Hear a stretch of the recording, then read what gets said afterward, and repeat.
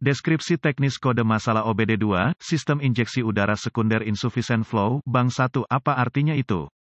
Ini adalah kode powertrain generik, yang artinya mencakup semua merek, model, 1996 lebih baru. Namun, langkah pemecahan masalah tertentu akan bervariasi tergantung pada kendaraan. Sistem injeksi udara sekunder, umumnya ditemukan pada kendaraan Audi, BMW, Porsche, dan VW, dan dapat ditemukan pada kendaraan lain, memiliki fitur pompa udara, manifold buang, katup periksa input, saklar kontrol vakum, sirkuit input listrik untuk saklar kontrol vakum dan banyak selang vakum. Sistem ini memompa udara segar ke dalam sistem pembuangan saat mulai dingin untuk memberi makan oksigen dan gas buang. Ini memastikan pembakaran yang lebih lengkap dari emisi berbahaya, hidrokarbon. Setelah sekitar 1 menit, sistem mati dengan sendirinya. Jika pompa udara dan katup periksa rusak, biasanya lebih mudah diganti. Namun, banyak garis vakum berada di bawah atau di belakang intake manifold. Ini membuat mereka sulit dijangkau dalam banyak kasus. Kode P0491 memberitahu ada kesalahan dengan sistem. Biasanya aliran udara sekunder terlalu rendah pada bank 1. Bank tanda pagar 1 adalah sisi mesin dengan silinder tanda pagar 1. Untuk bank tanda pagar 2, lihat kode P0492. Kode masalah sistem injeksi udara sekunder lainnya termasuk P0410, P0411, P0412, P0413, P0414, P0415, P0416, P0417, P0418, P0419, P04F, P04F, dan P0492.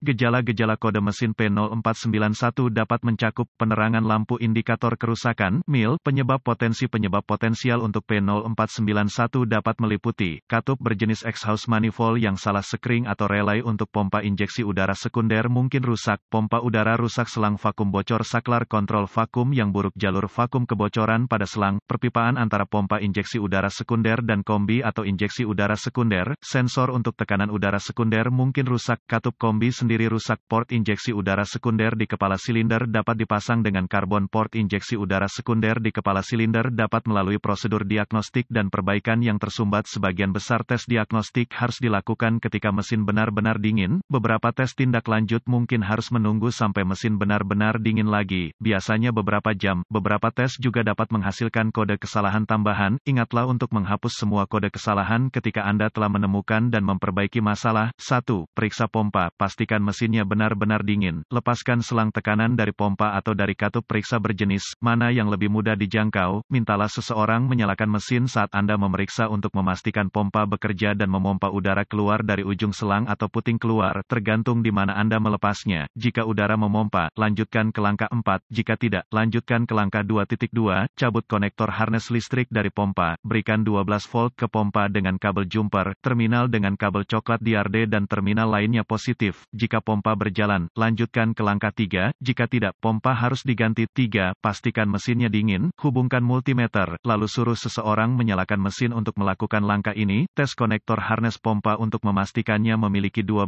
volt dengan memeriksa daya antara dua terminal di colokan harness pompa. Jika Anda memiliki 12 volt, ulangi 3 langkah pertama untuk memastikan Anda tidak melakukan kesalahan. Jika Anda tidak memiliki 12 volt, periksa sekring dan relay. Jika Anda benar-benar menemukan sekring yang buruk atau mengandalkan, ganti. Lalu ulangi langkah ini untuk memastikan Anda memiliki kekuatan di harness. 4. Pastikan mesin benar-benar dingin. Lepaskan selang tekanan dari katup periksa. Periksa apakah ada udara keluar dari selang ketika Anda menghidupkan mesin. Jangan mematikan mesin. Setelah 1 menit, apakah katup menutup dan menghentikan aliran udara?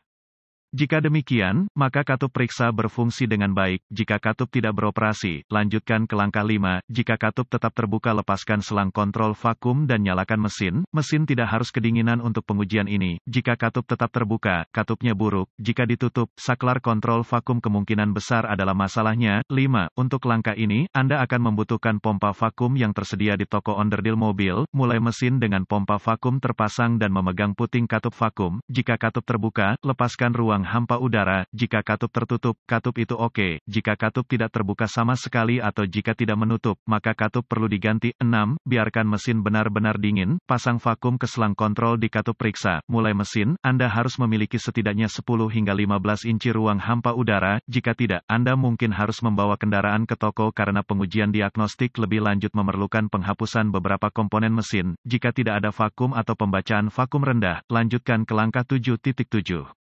Cari saklar kontrol vakum kendaraan Anda. Lacak garis vakum dari katup, periksa ke saklar, jangan sampai ada bintik-bintik keras di selang, retak atau koneksi longgar. Ganti selang jika Anda menemukan ini, kemudian ulangi pengujian pada langkah 6. Jika Anda masih tidak memiliki ruang hampa, Anda mungkin harus melepas komponen mesin untuk sampai ke saklar. 8. Lepaskan jalur vakum input pada saklar kontrol, pasang pengukur vakum ke selang input untuk menguji vakum manifold dengan mesin hidup. Jika Anda tidak memiliki ruang hampa udara, ganti saluran vakum dan ulangi langkah ini. 9. Berikan vakum pada puting input saklar kontrol vakum. Katup harus ditutup dan pompa tidak boleh memegang ruang hampa. Terapkan 12 volt ke dua terminal saklar kontrol dengan kabel jumper. Jika saklar tidak terbuka dan melepaskan vakum dari pompa, saklar perlu diganti. Video injeksi udara sekunder kami tidak berafiliasi dengan produser video ini, tetapi kami memasukkannya di sini sebagai sumber tambahan untuk mendiagnosis masalah injeksi udara Anda.